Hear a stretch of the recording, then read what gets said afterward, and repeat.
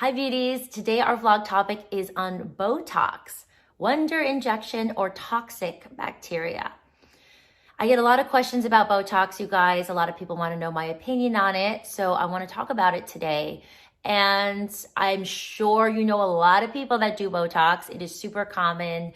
You probably know friends, family members, colleagues. You see it in people walking down the street. It is so widespread today. So what is going on with this Botox injections? So first of all, let's talk about what it actually is. It is injectable drug made from botulism toxin type A.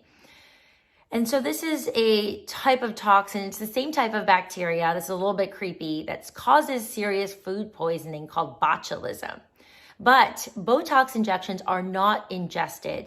They're actually delivered in small doses to different parts of the body. So they're actually considered safe by the US FDA.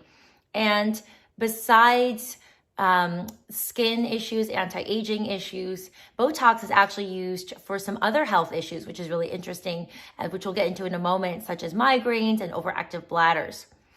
So Botox works because people inject it into different parts of their face, the primary reason people are using Botox, and it actually starts to paralyze or weaken certain muscles, so it smooths out wrinkles. But again, like I said, this is really interesting. Botox is actually used for migraines, and a study published in the Journal of Head and Face Pain found that Botox was actually quite effective in helping to reduce migraines in its subjects. Now, it's also used for things like sweating, which I think is really interesting, and medical issues like urinary incontinence and TMJ, because again, it's paralyzing the muscles. But let's be real. People are using Botox mostly for wrinkles.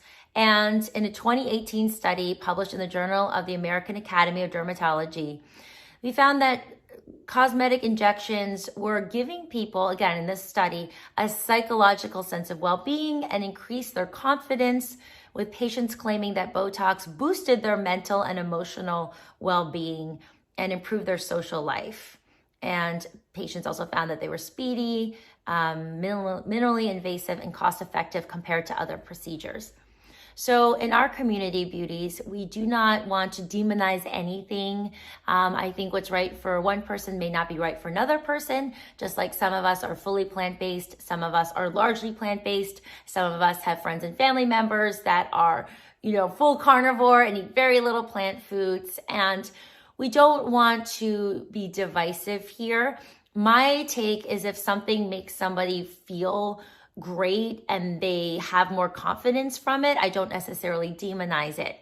But that being said, I am a fan of also, along with that, even if you choose to do Botox or not, making sure that you are taking care of your skin and your beauty and your health from the inside out, and really dialing in your diet, making sure you're having a lot of nutrient-dense, anti-inflammatory foods, like everything we talk about here in our Saluna Beauty Detox community. Tons of glowing green smoothie, tons of vegetables, including root vegetables and greens, cleansing herbs like cilantro, taking your SBO probiotics because we know gut health is linked to skin beauty, and also using really powerful non-toxic skincare products. We have our Feel Good skincare products, which are designed by yours truly, because I do really love skincare products, and I think they can be very effective, especially something like our vitamin C serum, which has a lifting, glowing effect, and you don't necessarily have to get the Botox if you choose not to.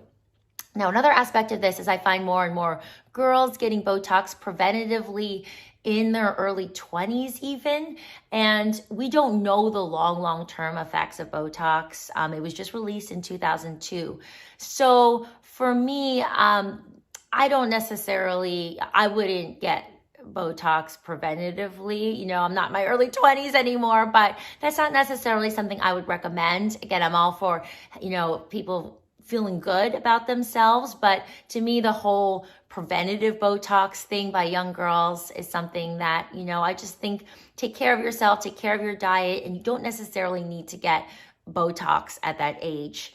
The side effects of Botox, there are studies finding, for instance, the long-term effects of Botox. About nearly half of the subjects experienced adverse reactions. This is when they were using it for some medical conditions.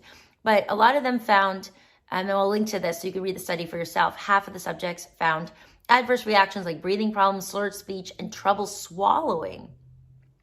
Some people say they lose facial expression, there's numbness, weakness. But again, I will just say that Botox is relatively new, so you don't necessarily want to start on it when you're super young. I also think that lifestyle factors like diet and proper sleep and stress are a way to really improve the look of your skin. Again, if you choose not to get Botox, but it is a personal choice, so I don't want to demonize anyone that is choosing to get it, but do make sure you talk with your doctor first. And of course, if you're pregnant and nursing, these are not times I would recommend getting anything that's injectable, getting toxins in your body. So talk with your doctor, see how you personally feel. You want to do things that feel authentic and good to you. But remember that lifestyle has a huge impact on your skin and on your beauty. And to me, those are the most powerful measures of all. So thank you so much, beauty, for tuning in, sending you lots of love, and I will see you next week.